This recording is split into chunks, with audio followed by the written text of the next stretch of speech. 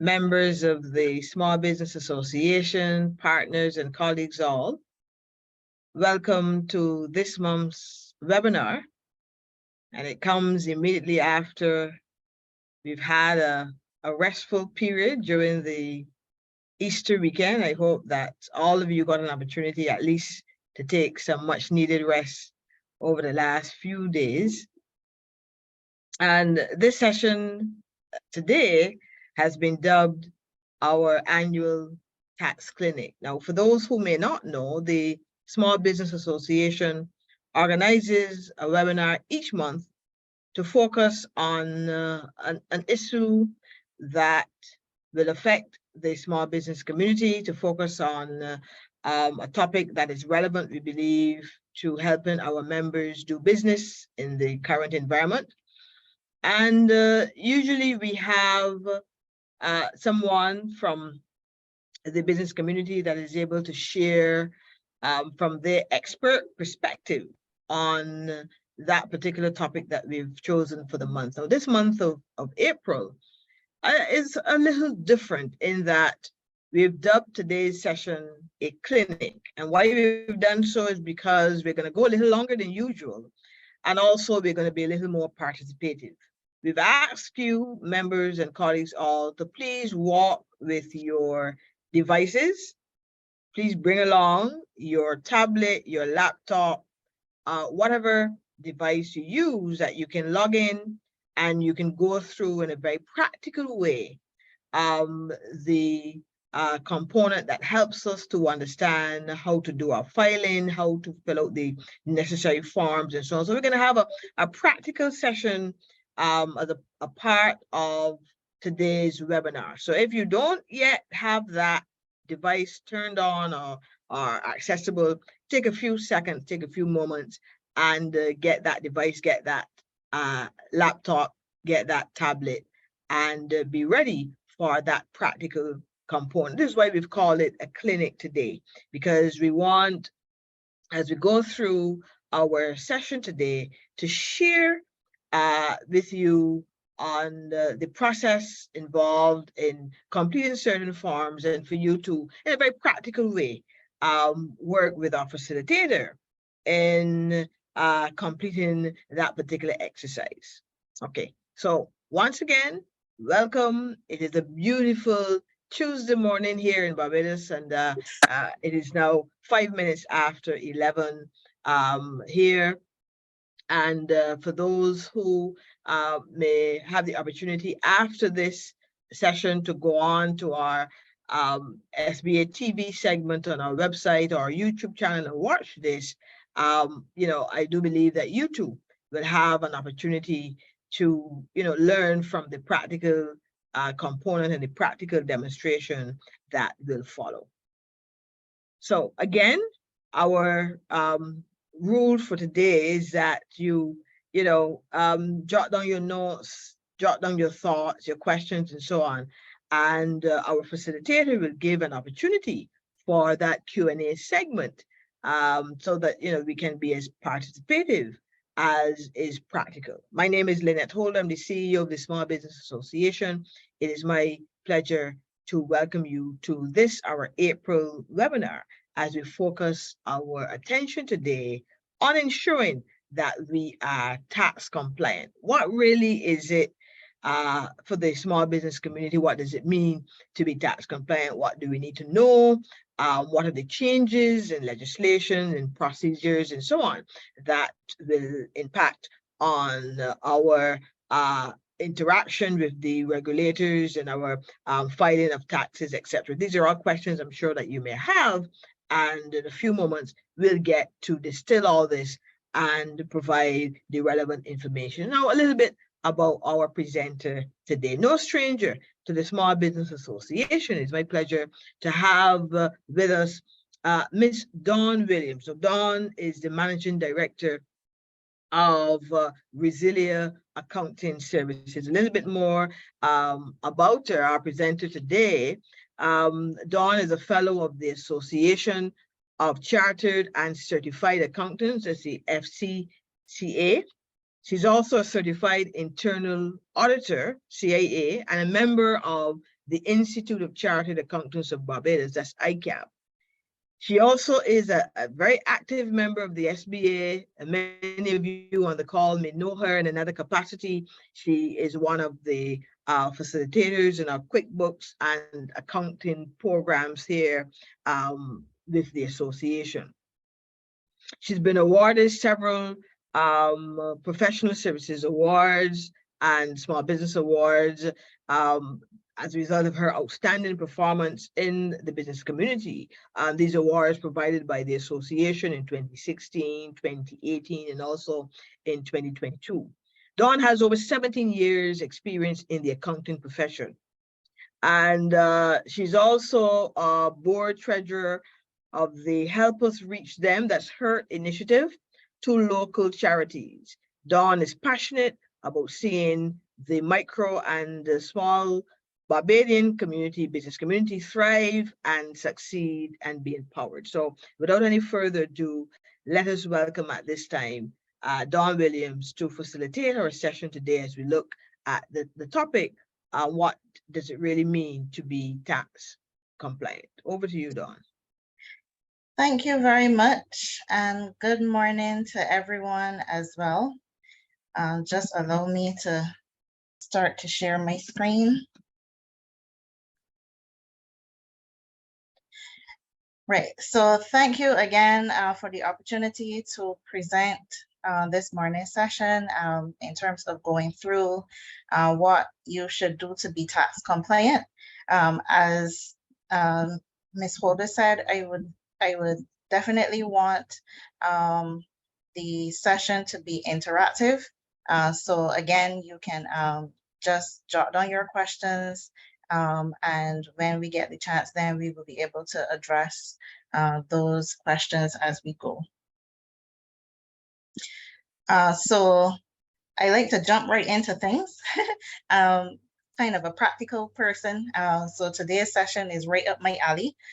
So we are going to be looking at three main topics in terms of tax compliance.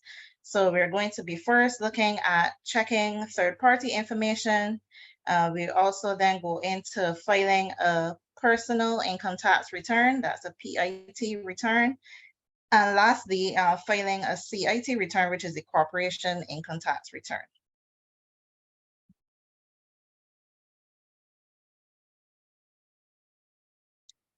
Okay, so the third-party information is information that is submitted for you on your behalf, but by a third party, as the name suggests. And so therefore, this third-party information is basically used to flow into your income tax return, whether it's personal or corporate, depending on the nature of what that third-party information is. And so therefore, I wanted to just remind everyone, before you even start your income tax filing, always check your third-party information. So examples of third-party information include, this is obviously not an exhaustive list, but it can include wages and salaries from your employer. So every month that you are employed, your employer should be uploading what taxes were deducted from your salary. And so therefore, at the end of a year, if you were working all 12 months in the previous year, when you check your third-party information, then you should be able to see all 12 months of your information uploaded. And by that, I would mean your gross salary or wage, as well as your PAYE that was deducted. The reason for this is because the PAYE actually forms part of your income tax return. And so once the PAYE was deducted in the previous year, then that goes in as it is treated as a prepayment.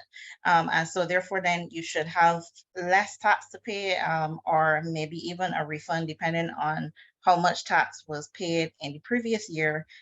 This information flows into your income tax return automatically. You also have pension income. which is income from your pension, from any pension sources. And so if you are a pensioner, then this income then should form part of your third-party information. And I will say here, it helps for you to know who your third-party sources are, because you want to also make sure that all of your third parties have actually filed your information before you actually start to file. So if you're receiving pension from more than one source, for example, or if you are employed by more than one employer, you want to make sure that all of your employers, all of your pension income, all your other third-party information is uploaded before you actually start to file. You have other income from other sources, such as NIS claims, or customers who have submitted a goods and services return. So this is proof of your other income. So the NIS, for example, if you have been paid sickness benefits in the previous year or maternity benefits, those kind of things, those also should be uploaded for you. In that case, the third party would be the National Insurance Department. And so therefore they would upload that information for you as well. And then there is proof of certain deductibles, such as registered retirement savings plans. So those are any payments that you would have made during the year, trade union payments, charity donations, anything really that that can be considered a tax deductible in your income tax return. So if you know that you have made a charity donation to a registered charity, if you know that you are a member of a trade union and you have paid subscriptions to that trade union, which are deductible for tax purposes, if you know that you have a pension, a registered pension plan, and you have made payments to that pension plan, those also are things also that those third parties then should be uploading for you, and all of that information should be found in the third party information. So this is just a screen to show you where you will see the third party information. So once you actually log into TAMIS, which is the local tax management system, then you can go to account, and at the very bottom then you should see then the third party information. Once you click that, it allows you to select the year that you want to view for your third party information.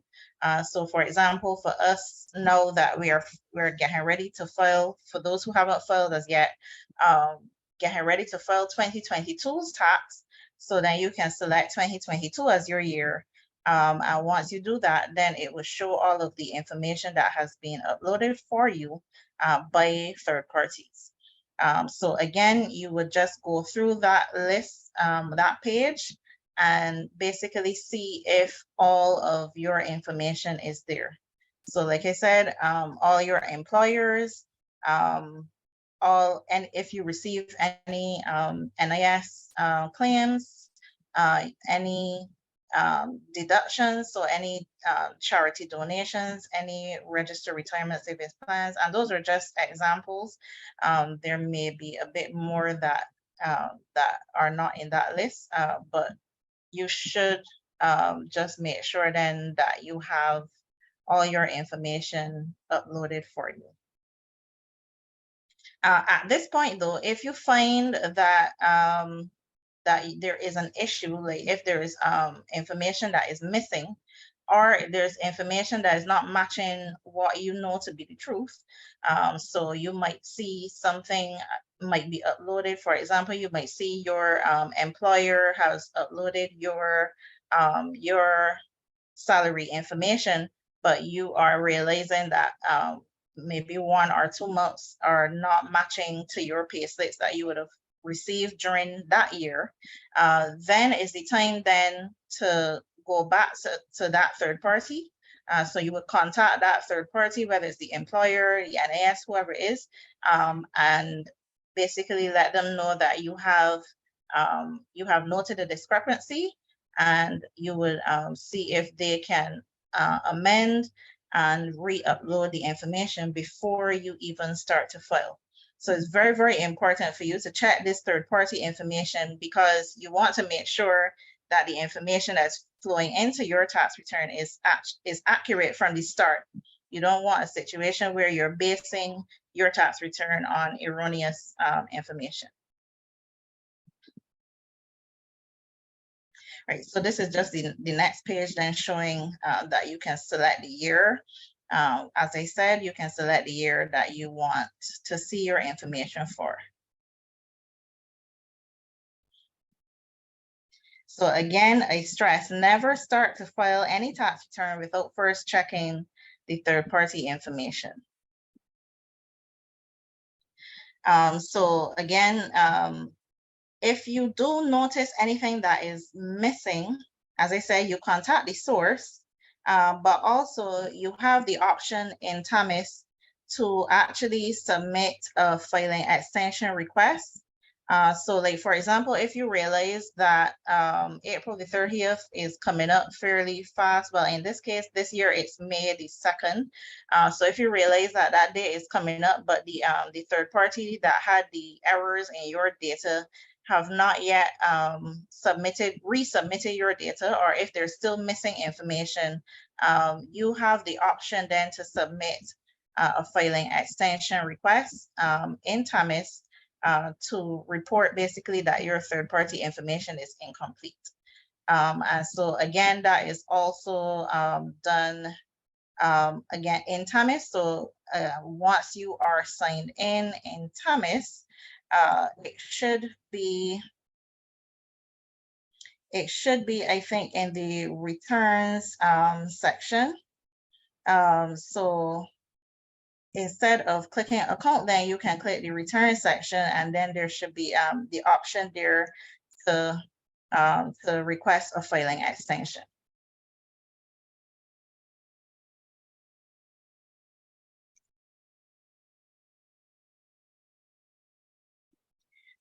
All right, so we go on to start actually looking at the personal income tax return.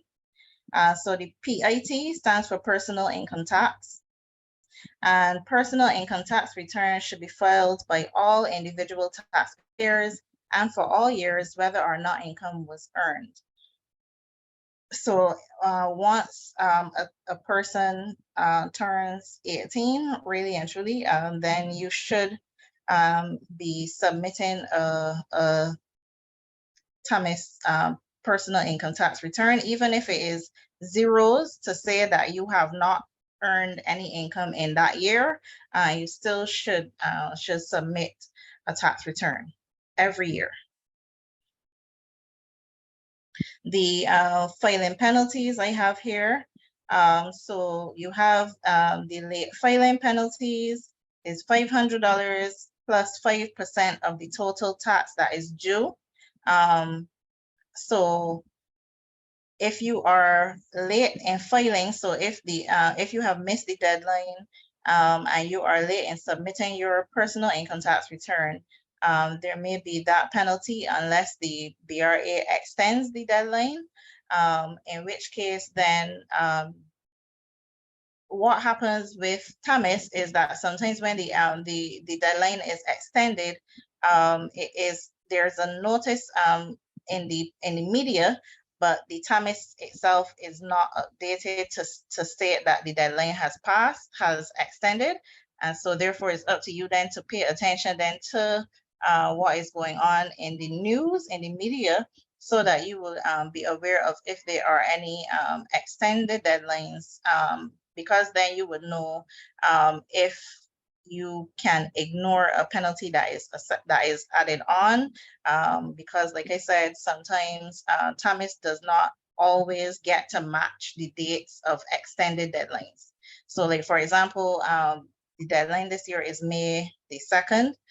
So TAMIS right now is programmed to say any return that's filed after May the 2nd, then that penalties will start to apply. However, if on May the 2nd, the BRA comes out and says that they're extending it down to May the 10th, then TAMIS might not necessarily have updated the act, and it might still be recognizing that May the 2nd date. But once you know that there has been a public announcement by the government that the deadline is extended, then you would know to ignore those penalties. You also have late payment penalties. So you not only have late filing penalties, but late payment as well. So the payment is also due on the same date. So on May the 2nd this year.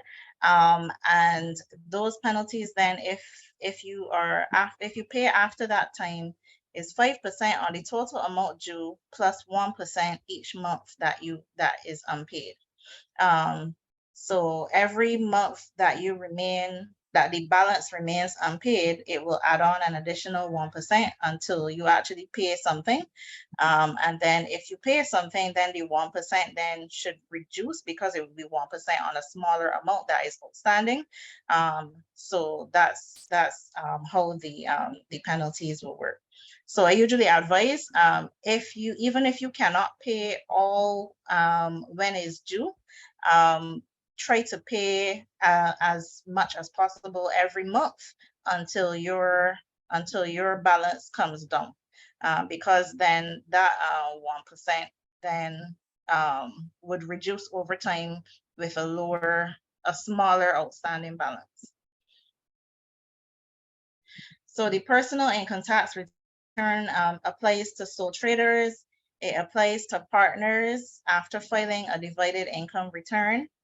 So this is partnerships that are not incorporated, and also to employed persons. So once you are an employee, a sole trader, or a partner in an unincorporated partnership, then you should be filing the personal income tax return.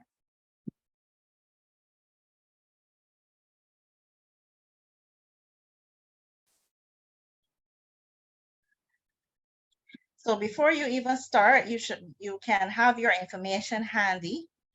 So your information includes things like your spouse's TIN number. If your spouse is being claimed on your tax return, you still can claim for your spouse if your spouse is making income of less than $800 a year.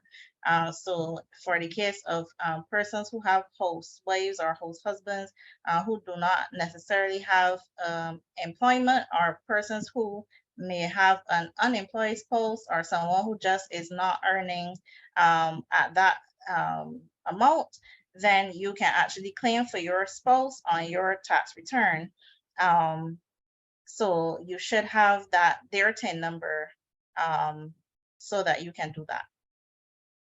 You also want to have amounts of any income earned which was not earned from employment, pension, or business. So like we had touched before, we have third-party information, and so the third-party information usually includes that employment, pension, or business income. However, if you earn any other income from any other source, then you want to have that information to hand, because more than likely you will have to type it in manually. You also, if you are running a business, you want to have your business's profit and loss statement, i.e. income statement, and also any unutilized tax losses from prior years. So for previous years, if you have filed the personal income tax return, if you have a sole trader business, for example, who was making losses for the last 2 or 3 years, let's say, you want to have that information ready, so that in the event that you actually have recorded a profit in the year that you're filing, you'll be able to use the losses from previous years to kind of offset the revenue, the profits, sorry. So you want then to have that information, which can be in the form of your previous year's personal income tax return forms. So you should be saving those return forms outside of TAMIS, just so that you have a record outside of TAMIS in case something happens to the TAMIS platform. And then you want details of any income tax prepayments for the year being filed. So if you know that you have made prepayments for that year's income tax, you also want to have that information to hand, just so that you can compare what the system says that you prepaid to what your records actually show were prepaid. Because again, errors do happen. You might actually go to the cashier at the BRA and pay for one thing, but sometimes it might be applied to something else. And so therefore you just want to make sure that what you know and what the system generates match up. So in order to add a return, you go to returns and add return. So once you click on add return, then you would be able to select the personal income tax return and the year that you want to file. In this case, it would be 2022.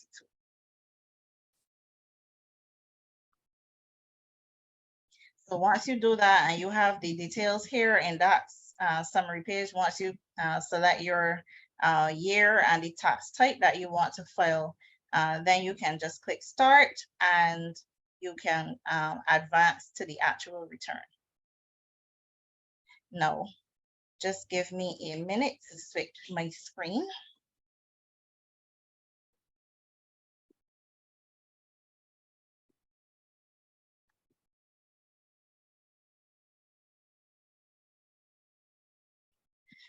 Right. So I just wanted then to show you a sample of a personal income tax return form. Now, bear in mind that this is a completed return form. However, this the order on the form actually follows the order that you see in TAMIS. So in other words, then when you see the header information here, this is basically the first set of information that TAMIS will ask you for. So it asks you for your profession, which you have to select from a drop-down list. Or if you don't see your profession there, you select other and then you type in what your profession is. You have things like marital status. Here is where if you want to claim for your spouse, you would say yes rather than no. It also asks you if you're a resident for tax purposes, meaning resident in Barbados. You would say yes, obviously, if you are resident in Barbados. It goes on then to ask if you are a company director, if you are self-employed. So it asks a bunch of questions that have some yes and no answers. And you basically will go through and answer as honestly as possible. Also note that whenever you see in the tax return, whenever you see a field with a red asterisk next to it, it means that that's a mandatory field. But if you don't see the red asterisk, it means then that that field is optional, which means then that TAMIS will allow you to skip that question, but still advance your return. So you definitely know if you have missed a mandatory question, because TAMIS will not allow you to go to the next page. It will basically give you an error message to say that you have missed a particular question.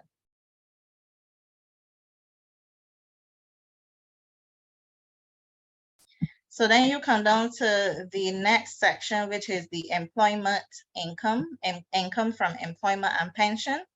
Now, this is the section where you will realize that when you are doing the return, you may see that a lot of this information is grayed out, which means that you cannot manually type anything in those spaces. And that is because this pulls automatically from the third-party information.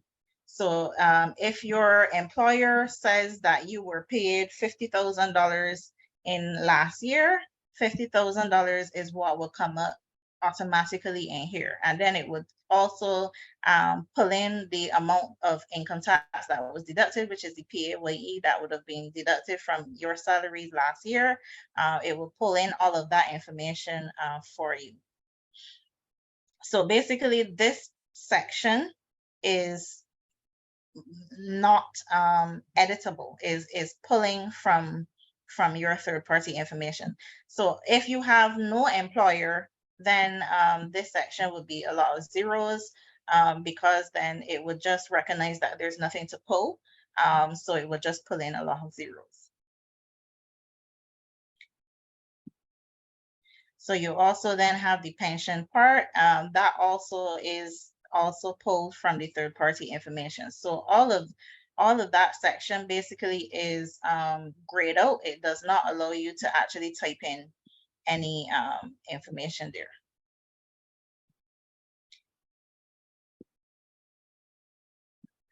You also have the section then, itemized allowable expenses applicable to employment income only.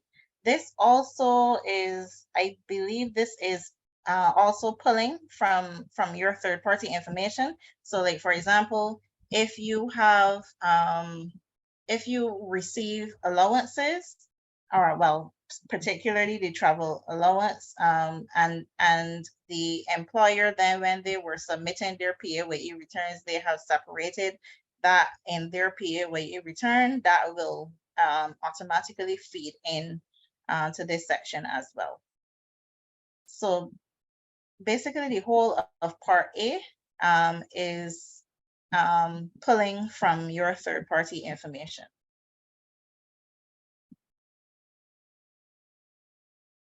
So that also then understates the point that you definitely want to check your third-party information accuracy to make sure that you do that, you make sure that that is accurate before you actually start.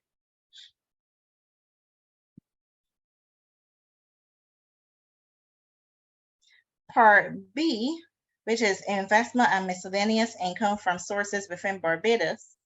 This is usually a section that allows you to edit. And so again, remember I said you want to have information to hand of other income that is not from employment, pension, or business. This is where this section and the next section will come in. So once that income is derived from a Barbadian source, so for example, if you have dividends in a company in Barbados, or if you receive benefits from the NIS that were not for some reason pulling into the return, and any other of these descriptions here under Part B, then you plug that, you actually will type that that figure into this section. So it helps then to just read the each line just to see if anything applies to you, and then you would get that information and type it in here. And then you have a catch-all line, which is line 210, any other income. So if you have income, but it's not from any of these descriptions, then you can always just plug it in to any other income. But this is, again, remember, this is not employment, not pension, and not business. So, because there are sections for that. We already went through the section for employment and pension. We're going to get to the section for business shortly. So this part is for income from sources in Barbados. The next part, C, is for income from sources outside of Barbados. So if you receive dividends, royalties, pension, etc., from any source outside of the island, then you fill that out in Part C. And 245 then would be, again, another catch-all.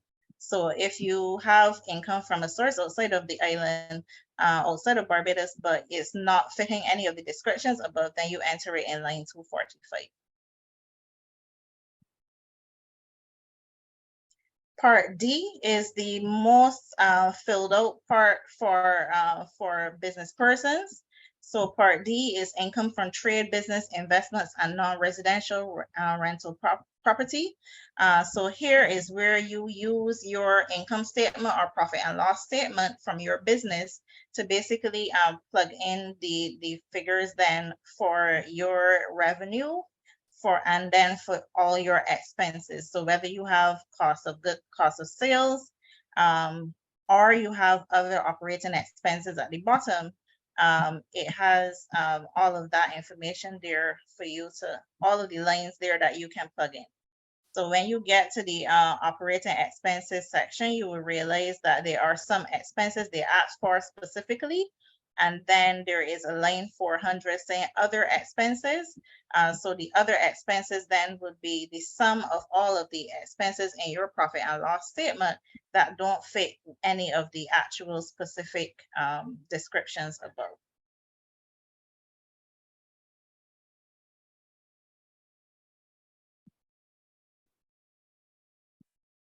So that is the main section that business persons use. However, you will see as we go on that there are some other sections that are for particular types of businesses. So just stay tuned there. The next section then asks you about any energy and electrical retrofitting. So it basically asks you as a person, now as an individual, whether you would have spent any money on energy audits or energy retrofitting during the year. So this is like major expenditures. So like, for example, if you install solar panels in your home and that kind of thing, that is what we are talking about, not necessarily if you buy some energy saving bulbs, that would not really give you that kind of that's really not the kind of information that they're asking for, because retrofitting kind of suggests that it's a major expenditure. So once you have done that in the previous year, then you can actually plug in again that information in the necessary space. So you see a space there for the original cost. You can put that. So for example, if you would have spent it in 2022, you can put how much you spent as the original cost in 2022. But if you have spent it in 2021, because you are allowed to carry forward the cost, you can still put back that original cost from 2021 in here. So then basically then you, as I said, the cost of those things are carried forward. I think it's for 10 years that you can actually use to claim for the total cost of major energy audits or retrofitting. So again, this is only if it is applicable to you. So the above section is for individuals with employment income. So you would fit in that information there. But then the below section then is if you are operating a registered small business, then you would put that information there. So it depends on where the expenditure took place, or for whom the expenditure took place, whether it was for you personally or if it was for your small business. So again, I said just now that there are some particular types of businesses that ask for that for their their income and expense information separately. So here is where you can see one of them. So you have income from agriculture and fisheries. So if you have that, if that is your business, then you will fill out part E instead of part D. Right? So so it helps then to just look through the form just to see if any of the specific subheadings apply to you. If they don't, then you can know that part D is the section for you. So you have income from agriculture and fisheries. Again, it asks you for all of the income and expenses related to that.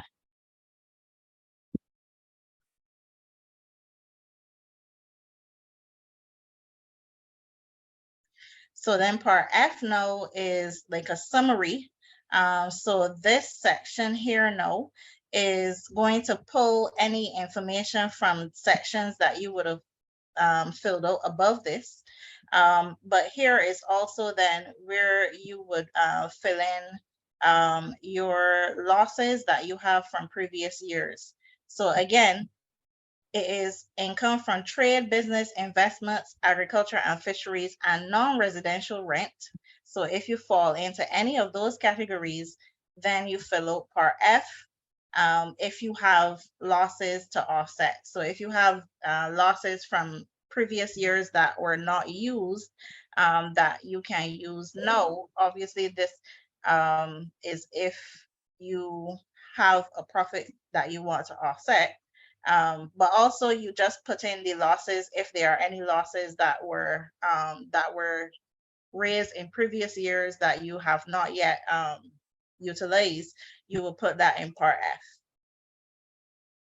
So that usually then goes into line 530.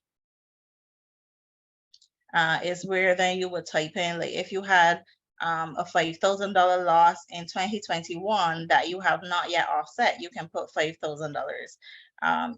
Type in that in line 530. Some other sections separately, there are income from an approved cultural project. So if that is you, then this section then would be where you put in your income statement information. Sorry. So the next subsection then is part H, which is the personal allowance and deductions.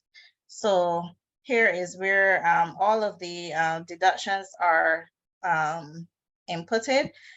Usually, if you are either a pensioner or a regular employed or self-employed person, then this automatically fills in. So the 25,000 or 40,000 if you, well, it's 45 now, but 40,000 for last year, I think it is, that would be filled in automatically here, depending on if you are a pensioner or not. And then if you would have, on page 1, if you would have actually said that you want to claim for your spouse, then that $3,000 will automatically flow in here.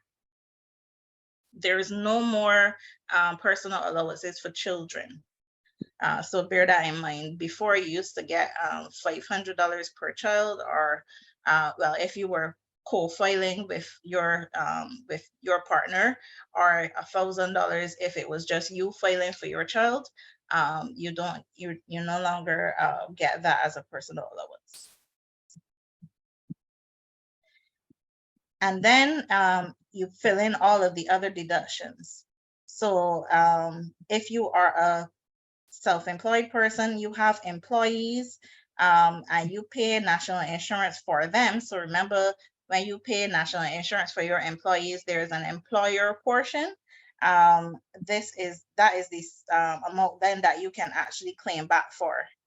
So if you are a sole trader, you have employees, you're paying NIS for your employees. So there's an employee portion, which is deducted from their salary.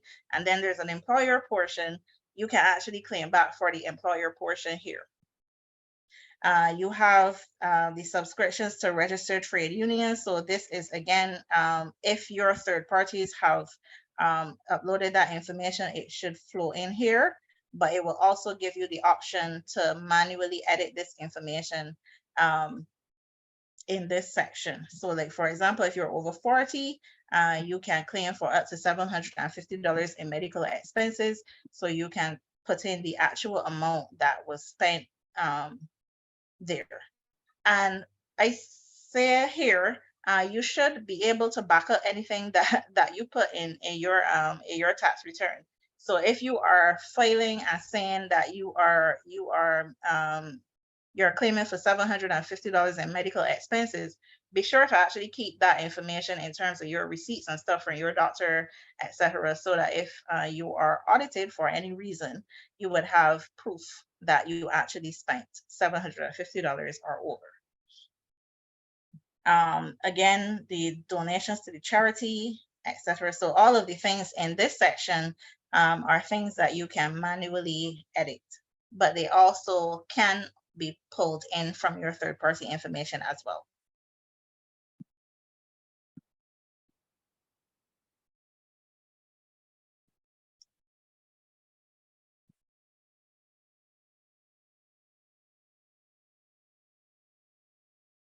You have Part J, which is assessable income from residential rent. So this is for persons who are renting residential areas.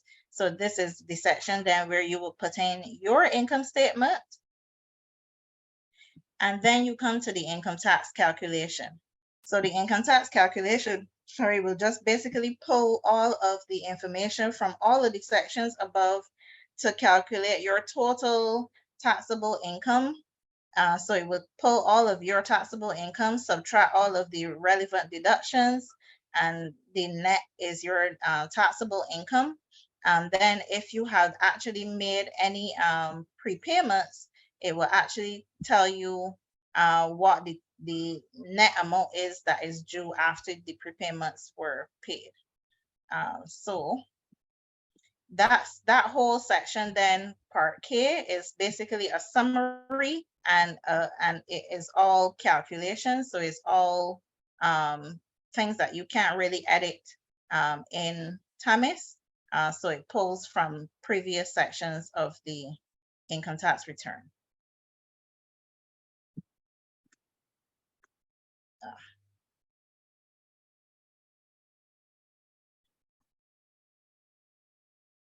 I'm going to skip a few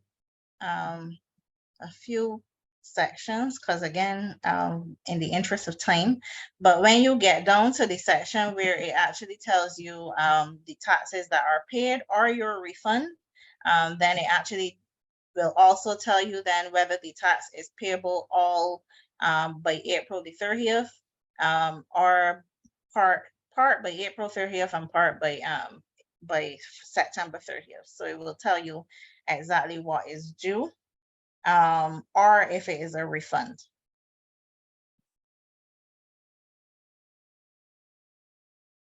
So usually at this point, just give me a minute now to switch back. So at that point,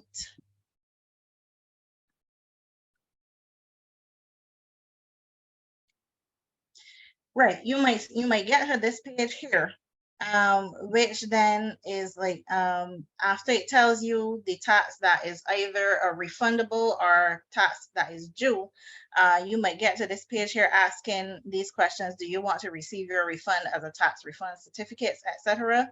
If you are in a position where you are not receiving a refund, you should tick no to both of these answers.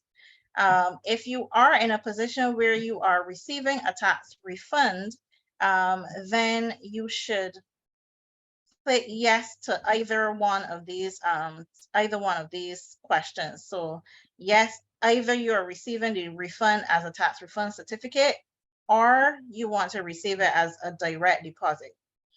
So you should answer the questions. So don't leave it blank because it will give you an error if you try to save the form without actually answering these questions. But you should answer no if you don't have a refund. So if you have a tax payable or if you have no tax to pay, just answer no for both. Or if you do have a refund due back to you, then you answer yes for one of them. But obviously then you will answer no for the next question. So the tax refund certificate is like almost like something that you can offset against a future tax return. So it's not necessarily cash that you will receive. But for example, if you elected to receive a tax refund certificate this year and next year you actually owe a tax, then you can use the tax refund certificate to offset the tax that you owe next year so that you pay less tax, basically. But in short, answer all the questions, both questions on this page, because as you can see, they both have red asterisks next to them, which denotes that they are mandatory questions. If you are receiving a direct deposit, if you choose yes here, then you should also proceed to put in your banking information so that Thomas knows where to send the money.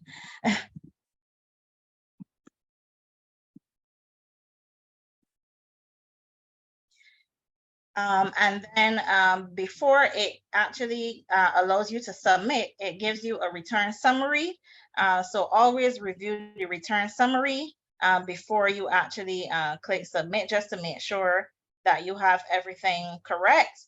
At that point, you will realize that if you scroll to the bottom, you'll be able to go back to previous pages, so that if you made a mistake, you can always go back and correct it before you actually submit your return. So you can do that by reviewing the summary, make sure that everything is okay, and then once it is, then you click submit.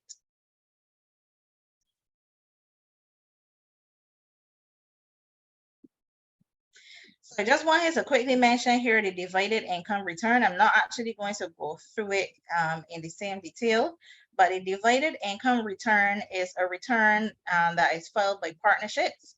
And it is then so basically it asks for the similar information, but for the partnership, and it will also ask who the partners are and how the profits are being shared, so that that information then feeds into your personal income tax return form, and then you file that as well. So if you are a partnership that has its own TAMIS number, then you file the divided income return and then file your personal income return.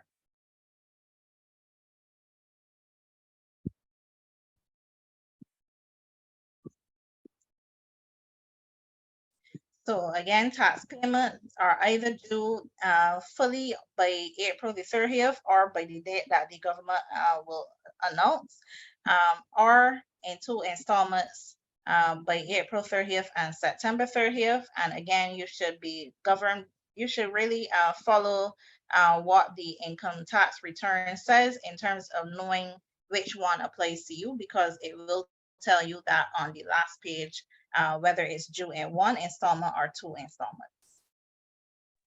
Donna, I'm seeing a question here. Okay. On the earlier presentation. You may want to revert to that. This is when you were showing the form from the BRA. And is it in the chat? Yes, if you look in the chat, the question is, did you say 40 years or 60 years to claim the $750 in medical expenses? Oh, 40. So if you are age 40 and over, then you can actually claim up to $750 a year for the medical expenses. Thank you. I'm not actually seeing that in my chat, so I'm not sure. Yeah, okay. But thank you. No all righty. So that is the personal income tax. Now we move on to the corporate income tax. So this is only filed by corporations, by incorporated businesses. So it's by all incorporated taxpayers for all years again, and the same penalties usually will apply. So if you have an incorporated business, you file both a corporation tax return and a personal tax return. I see another question. Are there any more allowance for claims for PIT? I'm not sure exactly what you mean. You remember in the presentation, you talked about the allowances that were removed. For example, there was no longer the allowance for the child of $500, et cetera, et cetera. So the question really is, okay, are there any allowances, any additional allowances that you can claim on your personal income tax beyond the contribution to the trade union or charity? We know those two were mentioned. Are there any others that are allowed? I think that this particular person may have missed that part of the presentation. So what are the allowances that individuals can claim for 2022? Okay, so if we go back to that section here in the deduction section, so all of the information, all of the lanes here is what can currently be claimed. So again, if you have, if you're a sole trader and you have employees and you pay national insurance for them, you can claim for the employer portion of that, not the employee portion, but the employer. You also have subscriptions to a registered trade union, to a statutory association. You have the medical expenses, which we just went through, is for persons age 40 and over. You have investment in cultural practitioners. So this is if you would have invested in a registered cultural practitioner. And then you have the information that will be flowing down from the energy audits and electrical retrofitting. So if you participated in any of those activities for either for your personal self or for your business, then those as well. And then you have the charities as well. So like this section here on the form, which would be the deduction section, actually lists out all of the deductions that you can still claim for.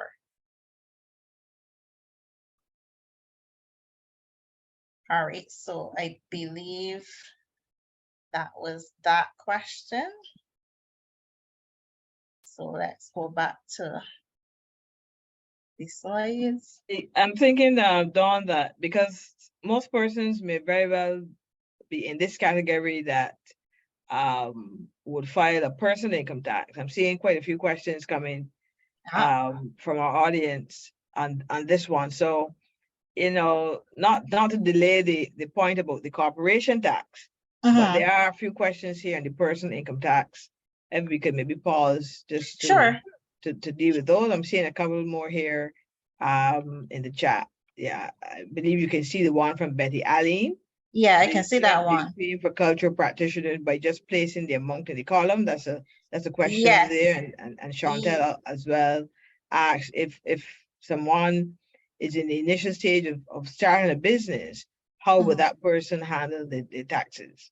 Because remember, you did mention that as long as you're 18 years or older, you really should be filing, even if you put zeros, you should be filing annually. Right. Okay. So so to answer Betty's question first, yes, you would just put the figure in the column. So again, this is a registered cultural practitioner. So these are practitioners that are registered with the Cultural Industries Development Act. So those are the investments that we're speaking of there. But yes, you would enter that information. Just give me a minute. Enter that information in that field. And then to answer the question with the initial part of the stage of the business, then it sounds to me like if you would need then to fill out part D of the income tax return form, which asks for the income from trade, business, investments, and non-residential rental property. So if your business falls into any of these categories, then if you earn any income in that year, any revenue, you would put it usually in line 295, which is the domestic income line, unless you earn it from exports. And then you have a separate line then for rental income. So this is rental income from a non-residential property. So basically then you put your income in the top section. So lines 295 to 330 is where your income from your business will go.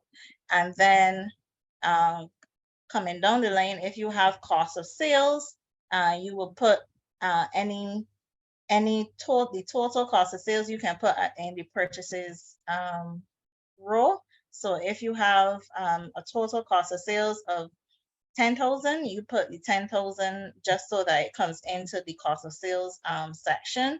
And then any of your other operating expenses. So if you have labor, so employees, you have rent, insurance, well, road taxes don't really apply to us anymore. Vehicle repairs, servicing, and tires, diesel, gasoline, and oil. All of that goes into line 380. You have repairs, and this is repairs to like your the place of your business. You have commissions, you have depreciation on any fixed assets owned by the business, and then you have any other expenses that are in your profit and loss that don't fall into any of the categories above. Then you put that in line 400. So basically, then you just need your income statement, aka profit and loss statement, which you should talk to an accountant about if you are not sure how to get that. But to generate that so that you will have the information that you can actually use to fill out section D. Let's see, I see some other comments in the All right, so chat. I think Chantel's question appears to be sent to me directly. Oh. It says, if someone is in initial stages of starting a business, how would that person handle the taxes? When you say, okay, so if you're in the initial stages, meaning maybe the business name is already registered, I am assuming so. So once the business name is registered, then you start plugging in the information in section D. So even if you have not yet made any revenue and you are just spending money to set up the business, then you will just put the information in terms of what was spent in the operating expenses section. Right. I think the point must be underscored, even for Chantel and others who may, be in that initial stage of starting the business, that you still have to file, even if you put, zeros, as you rightly said, in Right. various fields, right? So that you still maintain compliance that way. Correct. I hope that persons on the call have their devices. Dawn, I'm not so sure if initially you gave the link for the form, but if it is that persons can have access to the form, that they can actually pull it up on their devices, and they can walk through with us as we go through this segment. There are some additional questions for the PAT. Dawn, I'm not so sure if you're seeing them, but if you are, if you can maybe just take a moment or two to respond. For example, from Brian, how long must you be employed to claim for reverse tax credit? That's one. I see Jean is also querying about the issue of pensioners. Does the pensioner also have to file? You're saying that as well as, right? Okay, so if you can maybe go through these questions here, which all relate to the PAT. Okay, so the reverse tax credit is filed, can be filed in the first year of your, once you're 18 years and older, and you are working for less than $25,000 a year. So this only pertains to employed individuals. So if you are self-employed, even if you are earning below that amount, it does not apply to you. The reverse tax credit does not apply to you. You must be employed, but once you are employed and you are earning below that amount, then you can file for the reverse tax credit. There also is a compensatory income credit, which was introduced, I think, in 2020 or 2019, which is that if you are earning between 25 and 35,000, then you also then would be eligible for the compensatory income credit. But that is, I think it is within the same personal income tax return form. So it just means that any taxes that were actually paid in for you, if you were earning between 25 and 35,000 a year, you will basically get it back. So that, but yeah, so it would apply from the time that you start to earn employment income. So the next question was just confirming that everyone, whether employed or not, must file a tax return. Yes. So persons who are pensioners, persons who are self-employed, persons who are employed, everyone basically then should file a tax return. Yes, but it still also allows, sorry, it requires for you to actually file even if you don't make any income in that year, just so that there are no gaps in your filing, and so that TAMIS then would not see the gap and recognize that there is a missing return. And then if they actually do see that, then you can be assessed with for a penalty. So that includes pensioners and employed and self-employed persons. All right, so I see a question for a business that was registered in late 2019 and did not operate during the years of COVID. Is there any waiver on interest and penalties for late filing? Good question. I am not aware of such waivers. However, I would just advise if you have not filed for those COVID years, my advice would be to file as soon as possible, but then also to submit maybe a case to TAMIS to basically say that you had no operation during that period, and that's why you did not file. But submitting the case does not necessarily mean that that the BRA will say yes and will waive the fee. That decision then will be up to them, up to the BRA. But I would say to submit as soon as possible. So there's a next question for someone receiving royalties, let's say from the US. Are the taxes adjusted to take into consideration the double taxation treaty with applicable countries outside of Barbados? So the section for income earned from sources outside of Barbados, this assumes that the income is coming into Barbados. So if you have a UK bank account or a US bank account, so the funds are staying in the US or the UK, then you should be filing then in the US or the UK. But if the money is actually coming into Barbados, that's when you actually would be required to declare that income here.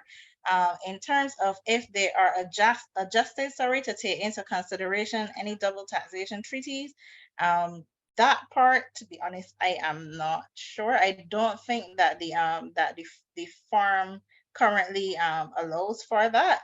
But again, I speak subject to correction. That part I am not sure about. I am not sure about. I see another question. I've always heard the phrase that you should pay yourself, but I was also told that if it's PAT that you can't enter that amount since all profits will be considered for taxes.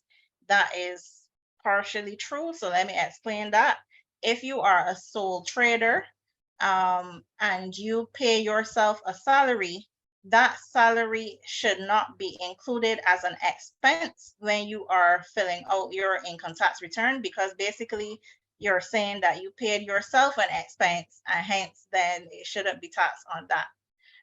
But so basically then if you have your profit and loss statement as a sole trader and you have salary which is only to yourself, then you should exclude that amount when you are filling out your expenses in the business section.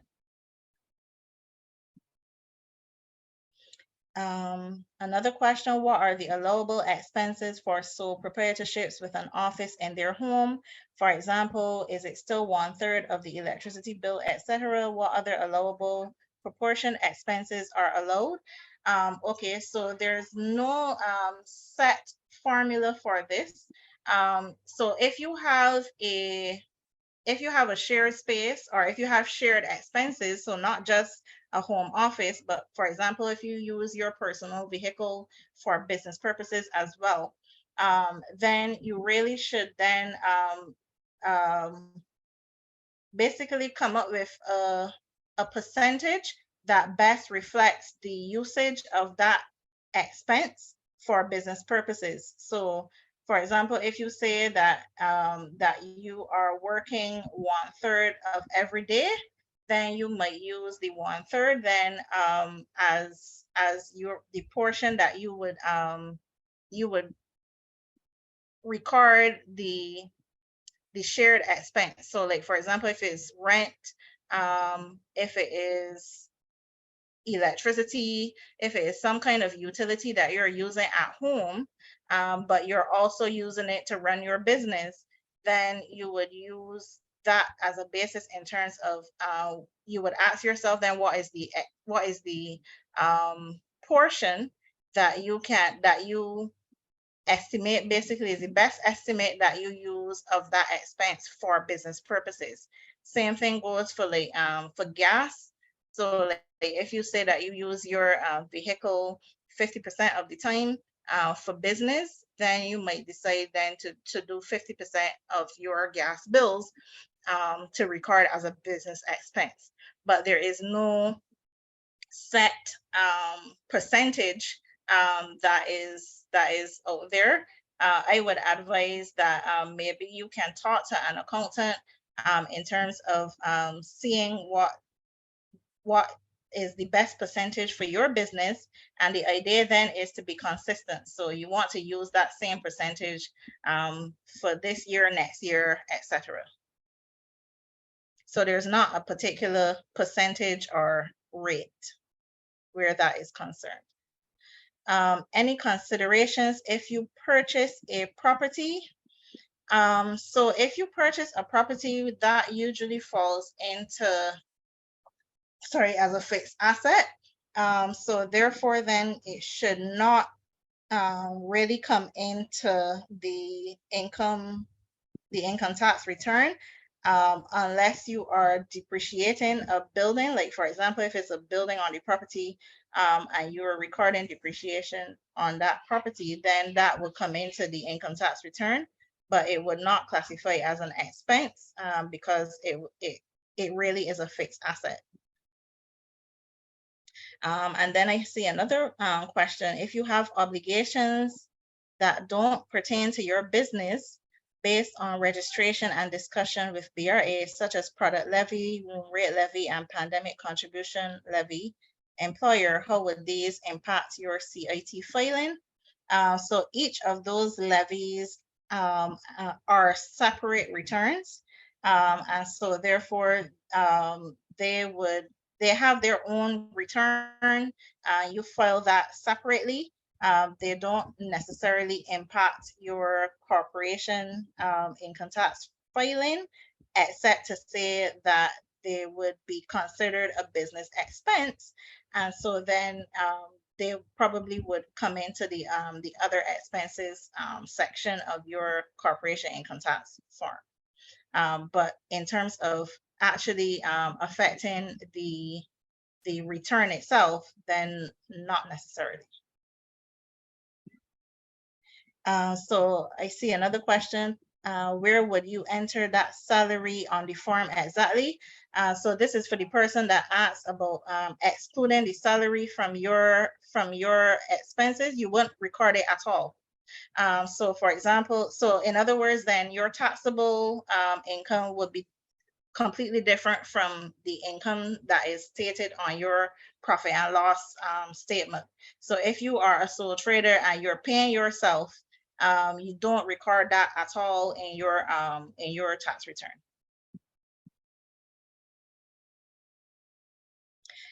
So someone is asking and reaching out to an accountant regarding filing of taxes. Does it have to be a chartered accountant?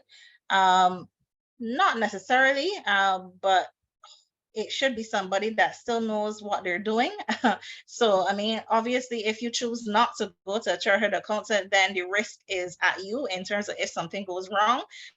But I would highly recommend though that it be, but it doesn't have to be. And then I see another question: as a sole trader, can the business cover all my living expenses? The short answer is no, because your living expenses are part personal. Even if you have a home office, then it still is a portion of that expense that would be incurred by you personally rather than incurred by the business. So it can only be the extent that is for business purposes that would be covered by the business, that would be absorbed by the business. For cultural practitioners is the amount input for expenses incurred for the product or service. For cultural practitioners is the amount input for expenses incurred for the product or service. I'm not sure that I understand what that question is asking. If I come down to the All right. cultural, What I would recommend, while we get that question clarified, let's take one more and then continue with the corporation tax. sure, Just to quickly go through the corporation tax presentation. yeah, As I suspect, I don't may not have that many persons on the call that actually have companies. Yeah, have they're more, companies, okay, yeah, more so with private. So I'm gonna ask that question, if you can just rephrase the question about the cultural practitioners. We'll come back to that. But in the interim, here's one that came to me directly, Dawn. I want you to weigh in on. Um, the member Andrea is asking to explain whether the person needs to declare rent as personal income if they operate the business from home and pay rent as a business expense. So but technically, so okay, if you are the person that owns the home, then you technically can't pay rent to yourself if it is a separate business entity. So like if the business is incorporated, let's say, and you the individual are you can actually set it up that the individual rents from the company or the company rents from the individual. But if the home is owned by you, the sole trader, then no, the rent would not be, you can't then charge yourself rent. if you understand what I'm saying. So that would be my answer to that question. So I see, as the cultural practitioner, am I inputting the expenses I paid to create my product or service? Okay, yes. Yes, the short answer is yes. So you would fill out part G.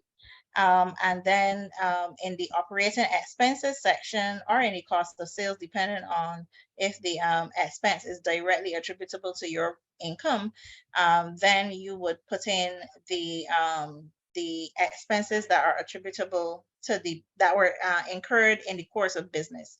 So yes, that would be the short answer to that question.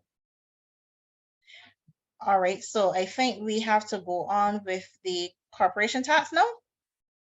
Yes, I recommend we move on to that one. Yes, we can then take another round of questions after that. Sure. All right.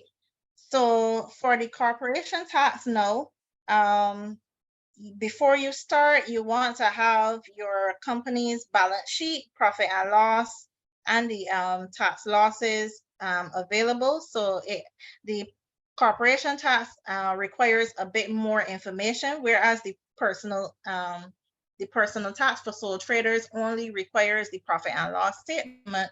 The corporation tax requires both the profit and loss and the balance sheet.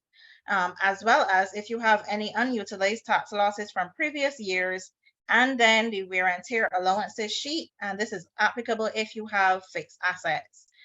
So if you have fixed assets that incur depreciation, then you would also have to complete a wear and tear allowances sheet, which is a TAMIS form that is available on the BRA website. And then you want to also have details of any corporation tax prepayments and information on company ownership and governance for the year being filed. And that last section is actually because of a new section that was introduced this year in the corporation tax return form. So if we look at that,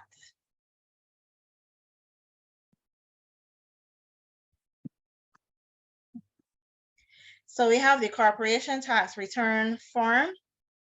So it asks for a bit more information. So you just need to be careful when you are filling out this form. So now it asks for like the fiscal year end, name of entity, address of entity, etc. Up front. It asks you questions about if you're listed on certain stock exchanges. Again, you answer truthfully. Then it goes into part B, which is the balance sheet section. So it asks you to enter information on your assets, your liabilities, and your equity. So again, you look for the specific line item that corresponds to your balance sheet line item, and you put your information there. There are some catch-all lines. So like, for example, line 60 is other current assets, which would be any current asset that is not captured in the above section. You also have one line for all liabilities except for the related party. So if you, and this is your related party, then would be like if you have directors, shareholders, etc., that either loan the business money or that either they loan the business money or the business loan them money. So so that's basically what it means in terms of due to related party or due from directors, shareholders. So due to related party would be if the business owed you, sorry, if you loan the business money and the business now owes you, or on the flip side, the due from directors or shareholders now is if the directors or shareholders owes the business money. So it's either a receivable or a payable, and then you choose which section you fill it out in. So it asks for all the balance sheet information. It does allow you to enter negative numbers in case you have accumulated deficits, in case instead of retained earnings, that you can enter your information so that your balance sheet is able to balance. And then it goes on to part C, which is the income from trade, business, investments, and non-residential rental properties. So this is very similar section to the personal income tax return. This is where you would, most businesses enter their income as well as their expenses in this section. So it's set up very similar. You also have, similar to how there are separate sections for different types of businesses in the personal income tax return form, there are also similar sections for in the corporation tax. So you will see agriculture and fisheries is a separate section.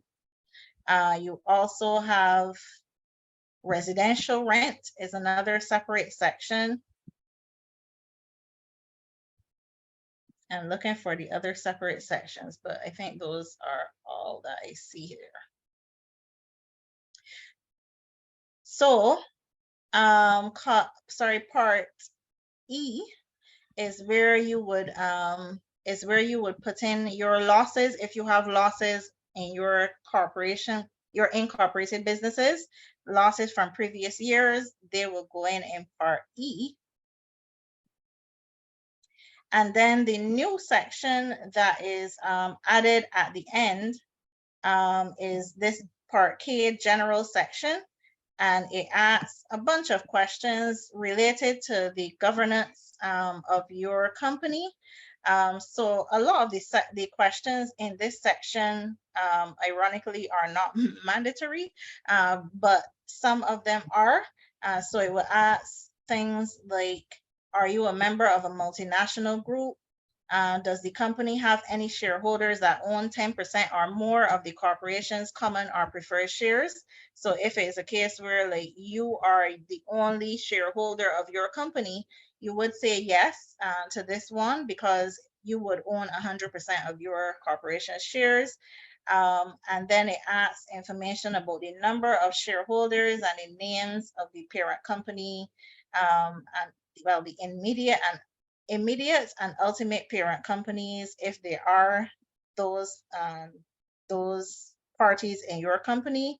It also asks you for the location of your books and records. It asks you the standards that are used, the employees, the number of meetings held.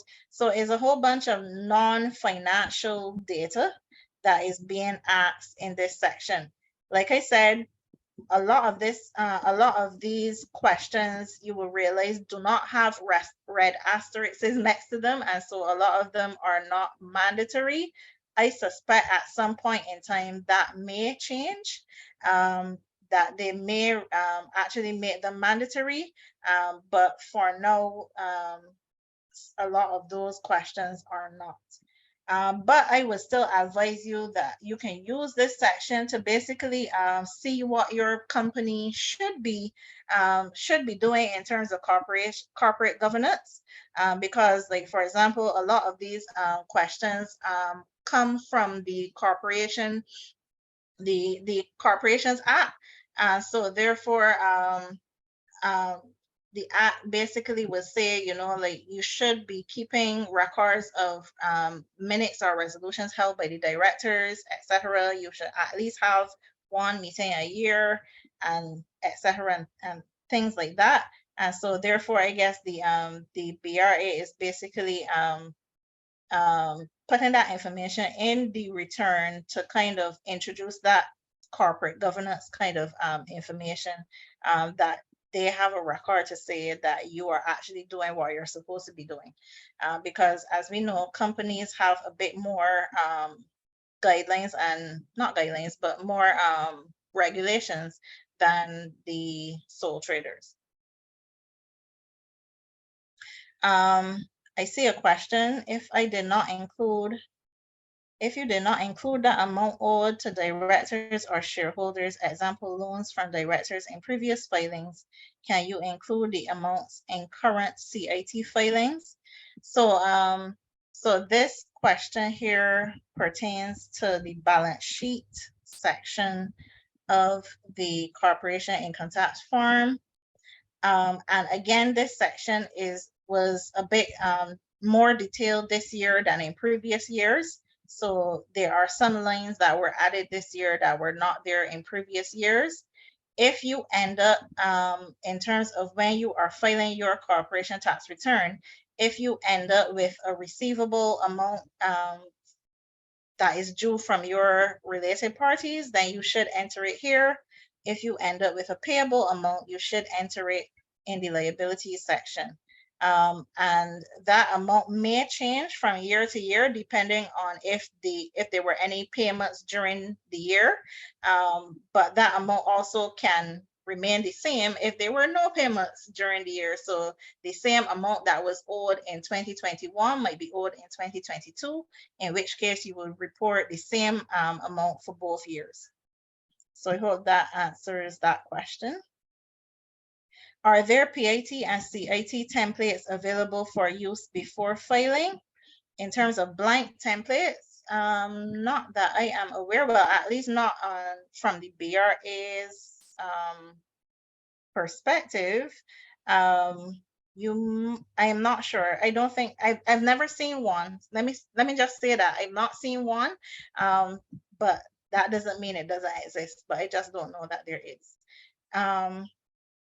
So I see another question. I think the point here, though, Dawn, is that, and I could appreciate that an individual may want to prepare their information. We want to work with it before the actual filing. Agreed. So couldn't the person go in and prepare the form, put in the data, do the calculations, all that, and save it. They don't have to submit it. They can save it. You could do that. Unfortunately, what happens is that for some, especially for both returns, because there are some mandatory fields, it will require you to put in, even if you put in zeros in the form. So, like, for example, if you go in to start filing a return, and you just put in zeros in all of the fields that it asks for information, but you also have to answer the other questions as well too. You can then get to the very end, just before you submit, and then click save, save a draft and download that draft, and you can use that as a template if you wanted to. So I guess it could be, you could do that, but again, because the form asks for certain information, some questions are mandatory, it will require an answer to certain questions. So you would just have to bear that in mind if you are doing that and just to generate a template. But in terms of if there are any blank forms right now, I'm not sure. I don't think so. So I have another question. So I have an incorporated small business. Should I have a separate TAMIS number for my business? Yes, you should. If you have an incorporated business, that business is a separate taxpayer from yourself, and so therefore you should have a TAMIS number or a TAMIS account for both yourself and your incorporated business.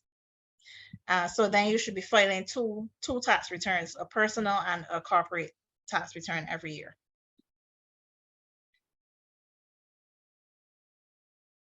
Also, then Lisa answered the question then that you may be able to get a template in Excel format from an auditor. So that, I guess, is another option as well. Is CIT due the same time as PIT? No. The personal income tax return form is usually due every April, by April the 30th or the nearest working day. However, for the corporation income tax form, there are two main deadlines. One is March the 15th, which is if your company's year end is between January 1st and September 30th, then your deadline is usually March the 15th, or June the 15th if your business year end is between October the 1st and December the 31st. So there are different deadlines for corporate versus personal. What are the steps to go through to change a corporation's year end from March to June?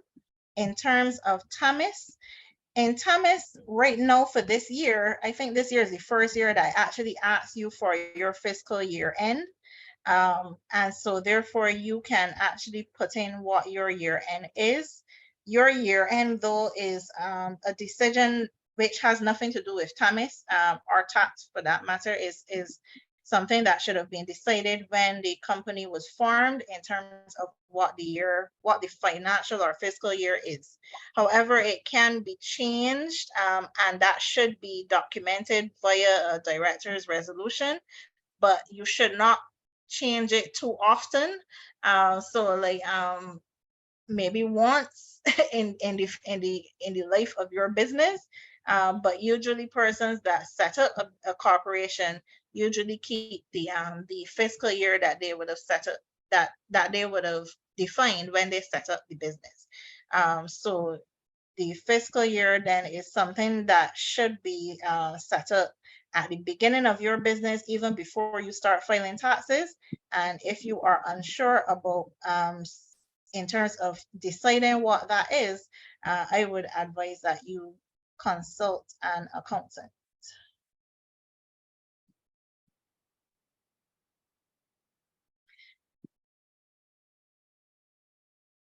Yes, the year end is July 31st, so I want to change to December for tax filing. I'm not sure I understand what you're saying. Is the year end July 31st or December? I'm interpreting this as the member saying the current year end is July. Right. So if they want to change it to December. Right. So if your year end is July 31st, then your tax is due, your corporation tax should be due in March the 15th. Is it that you want it to change so that the year end is filed in June? If that is the case, then you will have to change the year end to a date between the 1st of October and the 31st of December. But again, like I said, that could be a tricky scenario in terms of that changeover. And so that's why I recommended that you actually reach out to an accountant. But no, it's in terms of KIPO, no. So that's an internal decision. That's an internal decision that is basically minuted by you, by your directors. But there's not like a form or anything to submit for a change of year end. So once you do decide that that it is one particular year end, then you just maintain the records to show that if you have more than one director of your company, that all the directors agree to change the year end.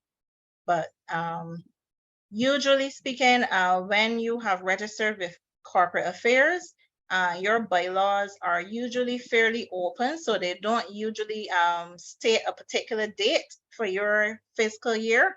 But if your bylaws do have a particular date, which would require you obviously to read your bylaws and see, then is when you may need to change and register the change with corporate affairs. But if the bylaws are written in that in the usual general terms, then there's nothing really to change with corporate affairs or TAMIS for that matter. It's just when you fill out the next return, you would just state what the new fiscal year is.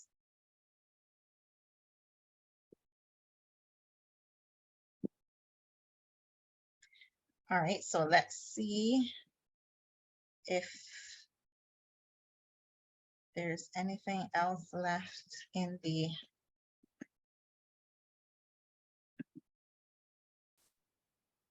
So once again, you also want to review your return summary for the corporation tax return before you submit. And I would have already touched on this in terms of when the deadlines are. With corporation tax, as well as personal tax, you also have some prepayments that may be due before the final tax is due.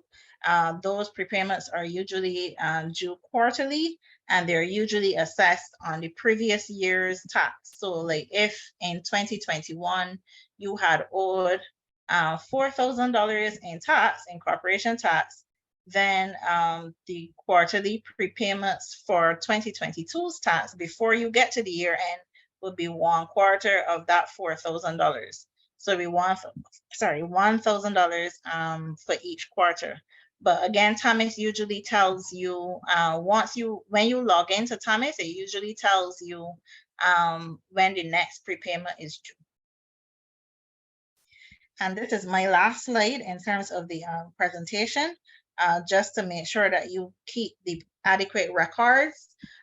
So again, remember that you can always be audited by the BRA for your taxes, and the audits can go back a couple of years. So you just want to keep your records so that if you are audited by any chance, that you have the information that will back up what you have put in your tax return forms. So it just has in terms of what information should be kept indefinitely, and then the records that should be kept for at least 5 to 7 years.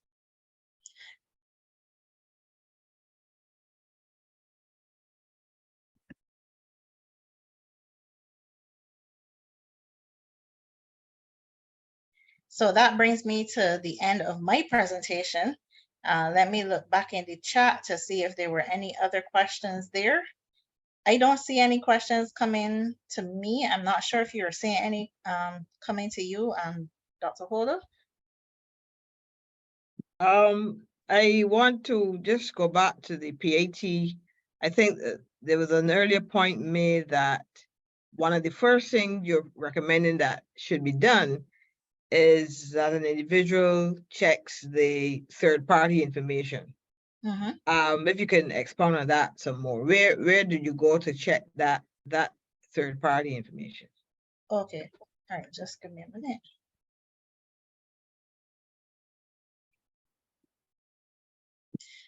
So in terms of the third-party information, once you log into Tamis, you go to the account tab, and you come down to the bottom to third-party information. You select the year that you want to see the third-party information for. So in this case, it will be 2022 if you're looking to file last year's return. And so you will click 2022. You will leave the tax type as all so that you can see all of the third-party information, but you just change the year to 2022. And then you would then be able to see the third-party details. So this would include all of the uploads that your employer would have submitted for you, any information in terms of any payments that you would have received from NIS, any charitable donations which the charity that you have donated to has recognized as their income last year, et cetera, et cetera. So that is where you will see all of the third-party information. Okay. Thank you very much. Are there any other questions, comments, colleagues, as we bring an end to this month's session? It's been very informative. We've gone over our time. We understand that that would have been expected because of the nature of the topic at hand. We've had quite a bit of questions coming from our audience on both the PAT and the corporation tax filing. You know, I think, Dawn, you made the point, and it's worthy of repetition, that we should all try to have on board an accountant. We should procure an accountant. Make sure that, you know, you have that kind of professional advice on hand, that you can, you know, seek assistance with your filing in the ensuing weeks. For the personal income tax, it's May 2nd. That's the deadline, May 2nd. And for the corporation tax, then you gave 2 dates depending on the fiscal year end of the company. So we try to have our session around this time because we know that there are so many persons who will be filing the PAT in the month of April. But again, the association has a number of accountants and financial advisors that you can have access to if you need, you know, further assistance in your filing in the ensuing days and weeks. So can we get maybe one final comment from you, Dawn, to Letitia? Could you list the documents required for CIT again? Right, so this is the slide that I just brought back up. So before you start, you can have your company's balance sheet, the profit and loss statement, your unutilized tax losses, which you can get from previous years' filed returns, as well as if your company owns fixed assets, you would need to complete a wear and tear allowances sheet as well. You also would need details of the any prepayment, for the year that is being submitted. So any details on what those prepayments were, as well as then the information on your company ownership and governance for the year being filed. So just to answer those questions in the general section for like how many meetings you had in the year, et cetera, you just want to have that information handy before you start to file. Yes, very good. And for the sole proprietor, the profit and loss statement can suffice, but for the company, which is a separate entity in law, you know, there are additional documents that you need to have when you're going to complete your filing. Yes. Yeah. And let me interject then to say, with the personal income tax return, you don't. There is a page for supporting documentation that you can upload, but it's not mandatory. However, for the corporation tax return, that page is definitely mandatory. And so you need to at least upload your financials as well as the wear and tear form if it is applicable to you, but you must upload something in the corporation tax return form. So it is mandatory in the corporation tax, but not in the personal income tax. Okay. Which is the documents to upload, the supporting documentation. Good.